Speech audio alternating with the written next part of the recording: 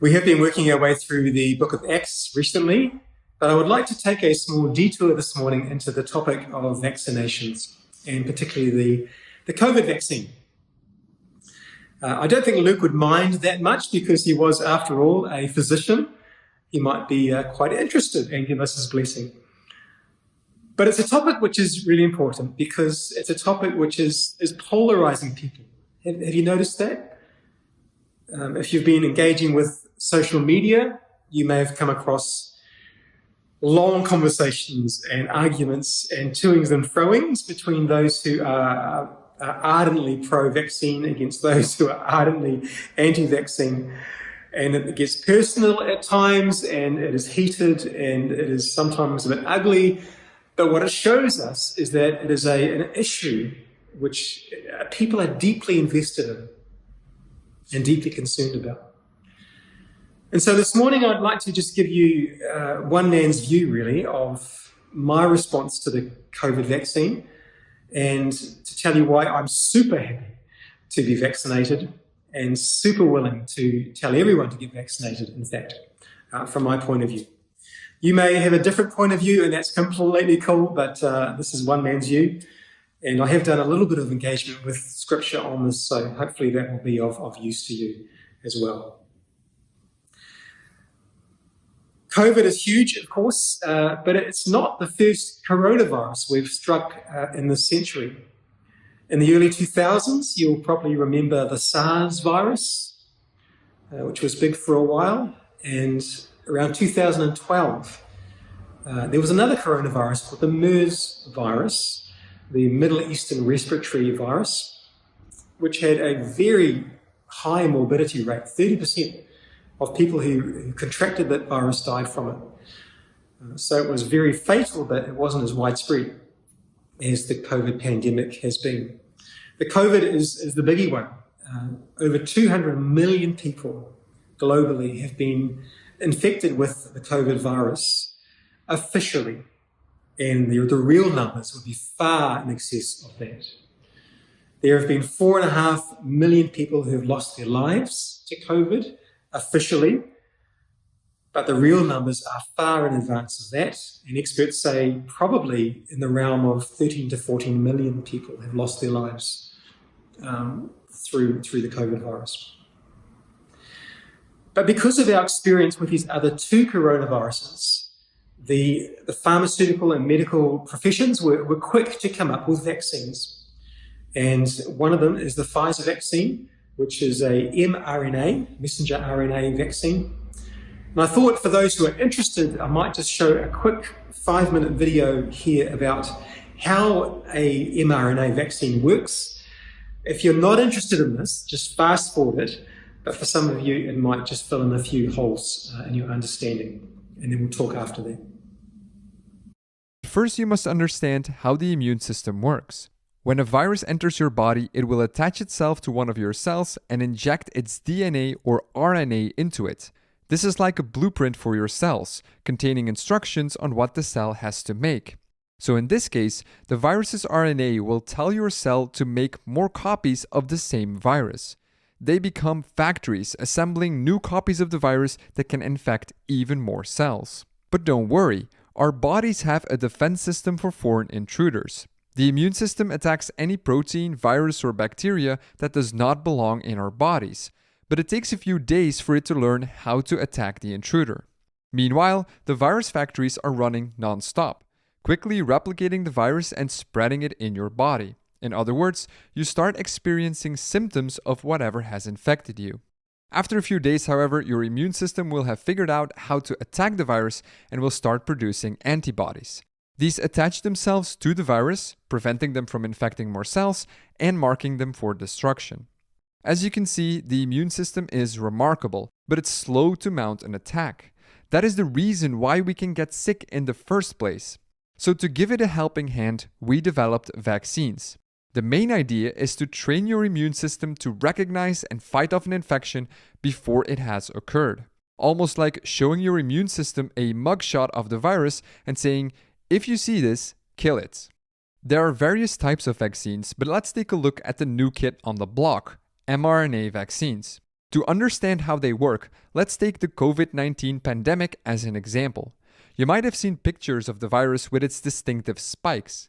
These spikes allow the virus to attach to specific cells in your body and infect them. Now, here's the key idea for the COVID-19 vaccine.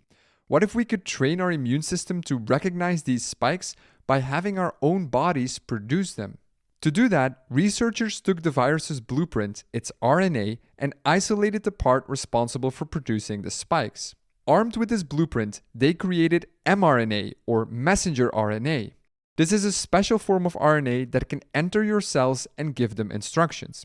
In this case, the RNA contains instructions to build the spikes of the coronavirus. Not the virus itself, just the spikes.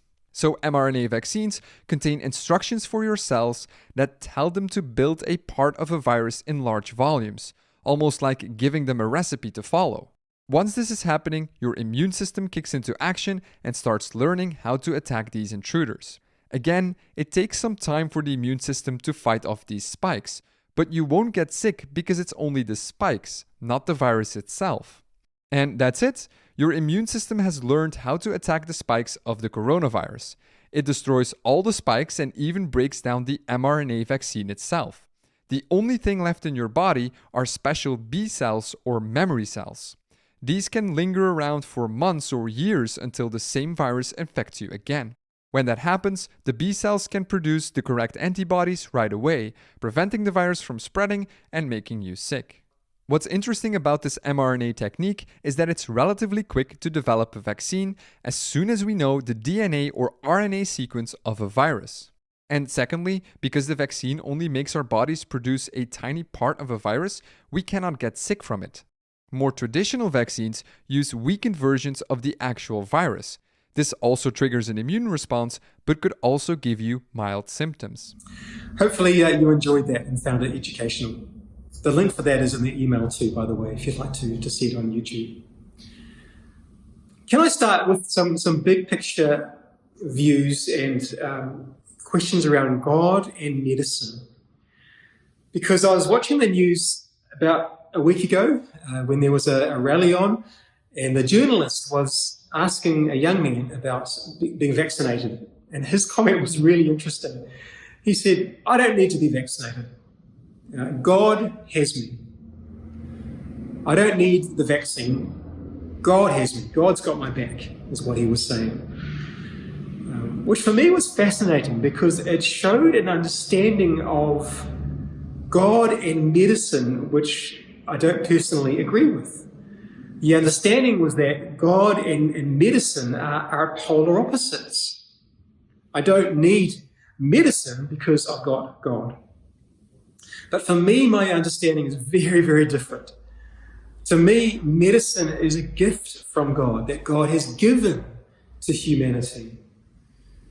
And for 2,000 years, there have been so many passionate followers of Jesus who have also passionately advanced science and medical knowledge, who have been involved in turning points and initiatives and innovations in the way that medicine was developed or applied.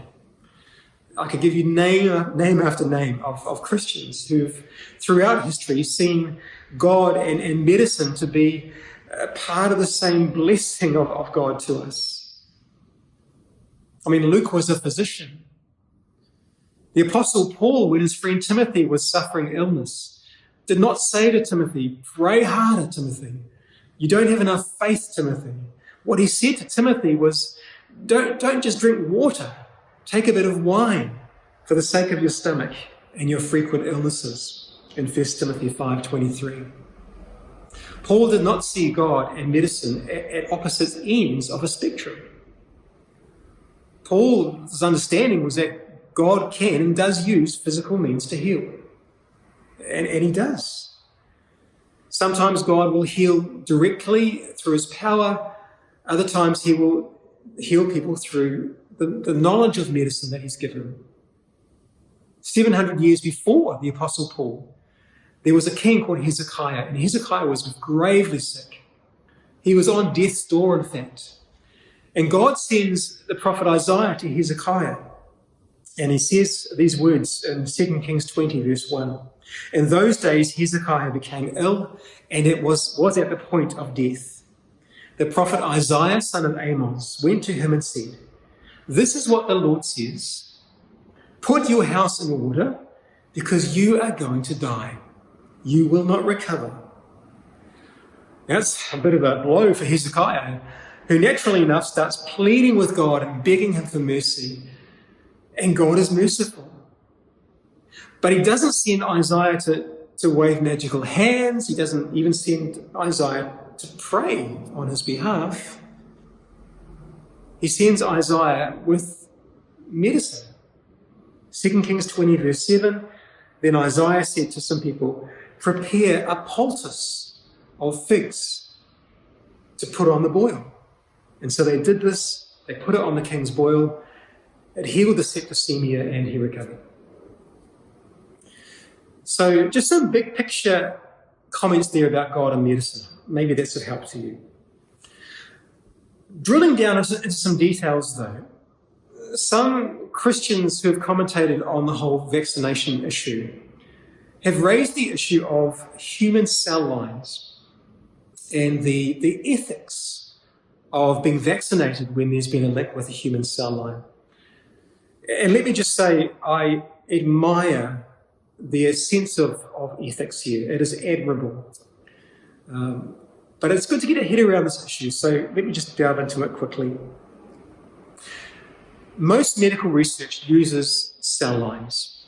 Cell lines are a collection of cells of the same kind, which has been derived initially from the tissue of an animal, but now lives outside of an animal. They can be cultured in petri dishes, in nutrient solutions, and they are basically immortal.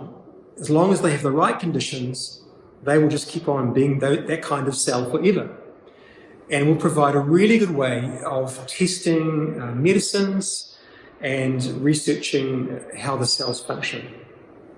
When I was a research scientist, I personally used a cell line. I used a mouse cell line called the 3T3L1 mouse cell line. I wasn't using experiments on mice, but I was using mouse cells that way back had come initially from a mouse. Now, the problem with medical research that is targeting humans is that you can't do the final testing in mouse cell lines because mice cells are very different from human cells. And so medicines need to be treated, given to human cell lines to see their reaction. And there's a variety of human cell lines in existence. One of the ones that is common in medical research is the HEC293 cell line.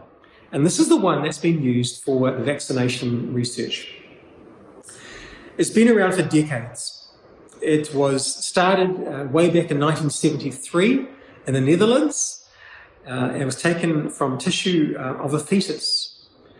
And the problem for some Christians around this is that the fetus was either a miscarriage or could have been an abortion.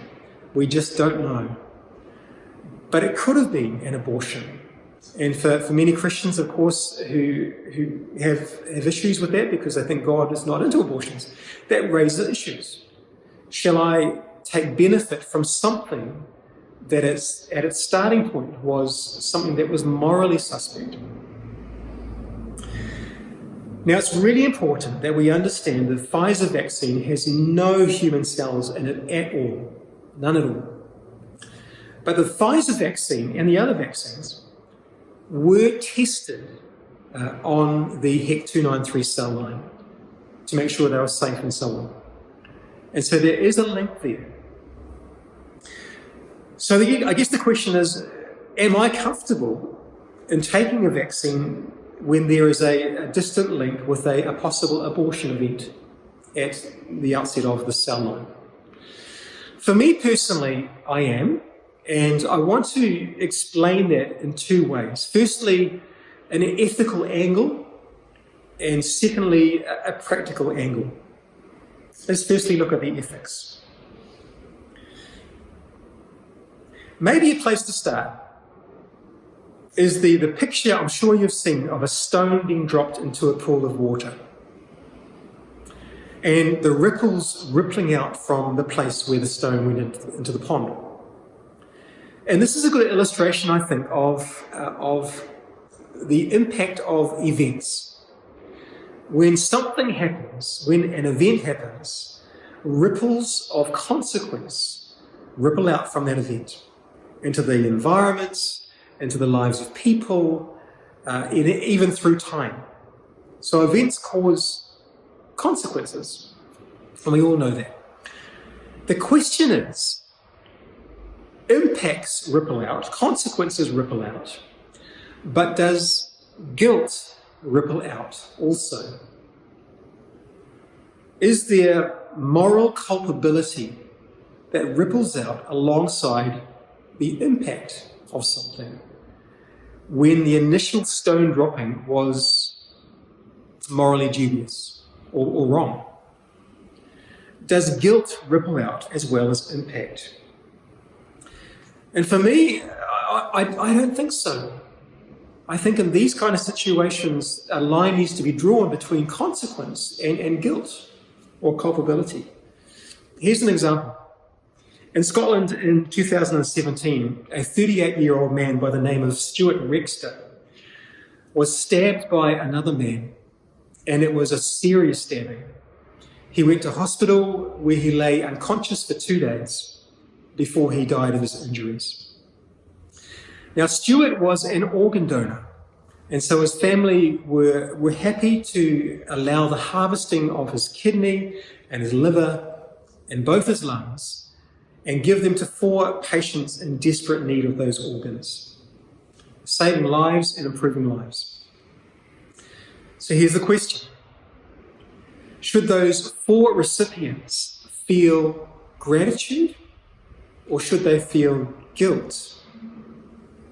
Because the initial event that led to their blessing was morally evil.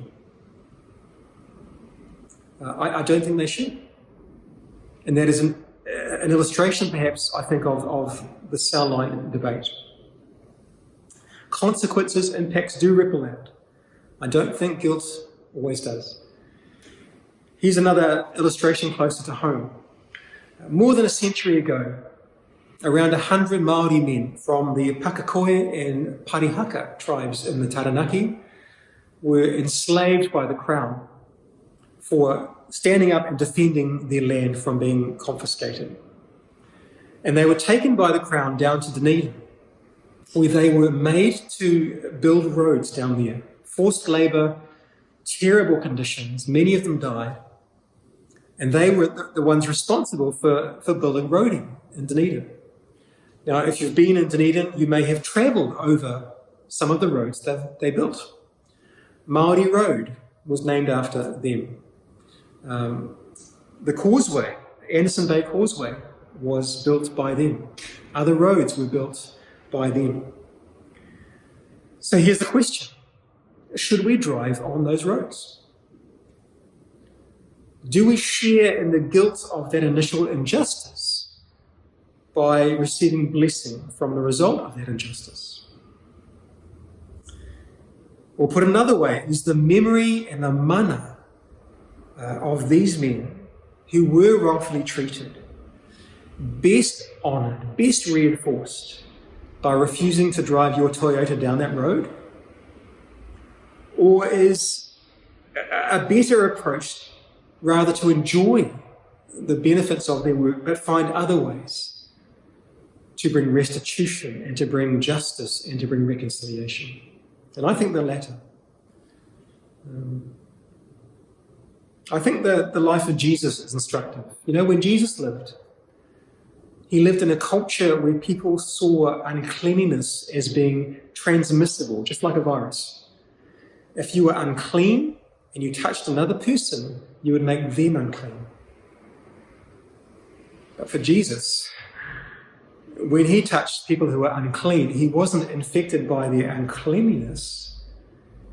He transmitted instead grace and wholeness. It was a redemptive transaction. And I do think that's possibly a model for us Christians. How do we redeem past injustices by receiving things with gratitude and finding other ways to look at the injustice? So that's just my thoughts from an ethical point of view. What about a practical point of view? Just three quick things to say for me about the whole human cell line issue. Firstly, use of human cell lines has stopped the need for using humans, because so much research can be done in human cell lines. It has saved humans from being given dangerous treatments, and so it has saved lives, and that's a good thing. Secondly, for myself, I see a consistency problem. If I oppose the Pfizer vaccine because it was tested in a cell line that was originated perhaps with an abortion, that little life taken perhaps through no fault of its own but at the decisions of other people, then what happens to the little baby inside of a pregnant mum who I convinced to not take the COVID vaccine and doesn't and gets sick and dies, and so does the child within her? Is not the honour, if I can use that word, of that first little life better served by saving hundreds and thousands of other little lives through the administration and use of the vaccine? I think it probably is. I think to not do it would compound a problem instead. Just my view. Thirdly, again, from a practical point of view, if I were to refuse to have any medical treatment that came as a result of human cell line use, and particularly the HEC293 cell line use, I would be refusing to have almost any medical treatment. Advances in the treatment of diabetes, heart conditions, hepatitis, arthritis, lung disease, and cancer all use the HEC293 cell line. And so to say no to the Pfizer vaccine or other vaccines for COVID, to be consistent, you'd have to really divorce yourself from any medical treatment of any significance for the rest of your life, which some people might choose to do. Can I quickly just talk about the right to our bodies, if I can just broach that topic?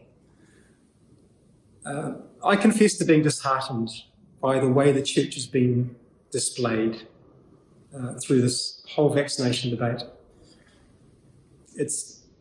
I know it's not a representative view of the church, but often what comes through the TV screen are voices that are strident and demanding and wanting personal rights. Give us our rights, I hear all the time from churches.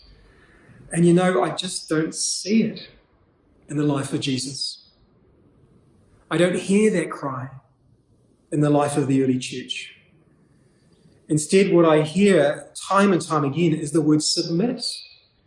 Submit, submit, submit. Yield up your rights is the message of the New Testament that I read.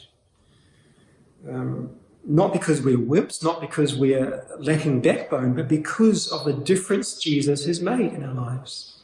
And so Paul says, Ephesians 5:21, submit to one another. Why?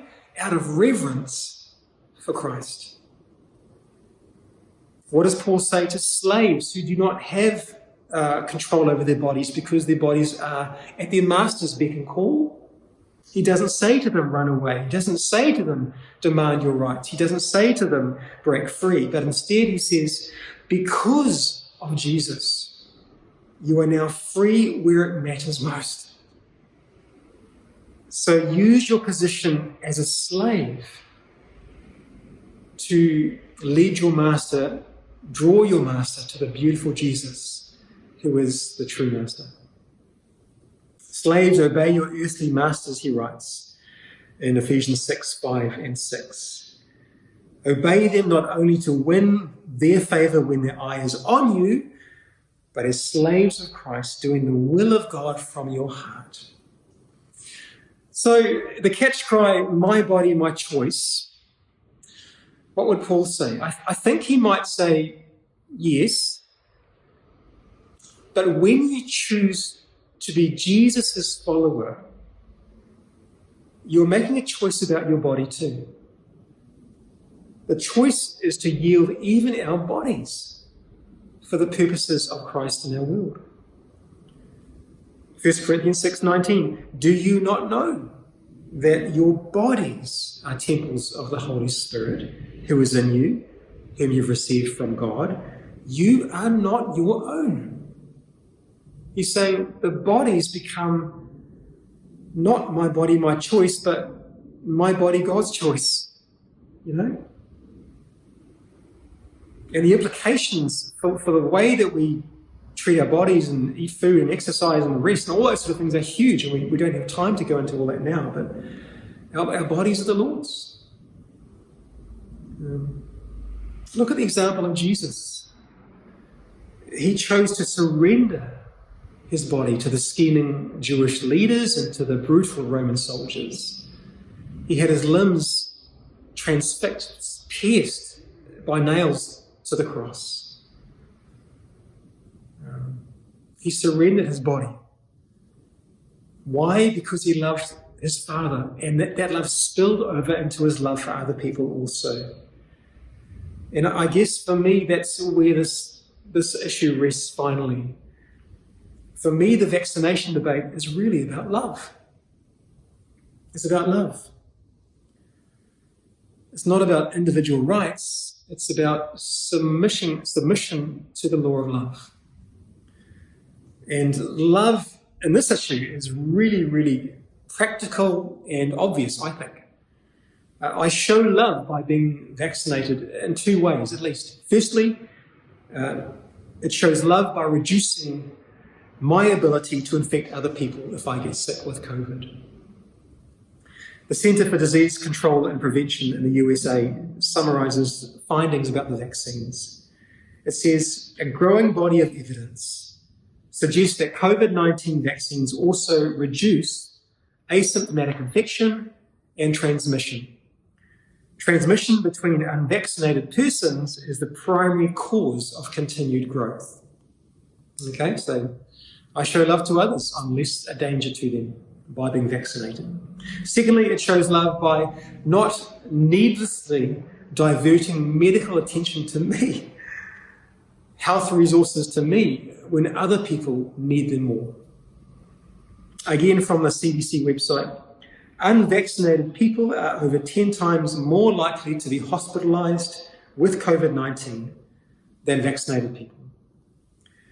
From January through to June of 2021, for people aged 18 years or over, whose vaccination status we know about, only 3% of hospitalizations occurred in fully vaccinated people.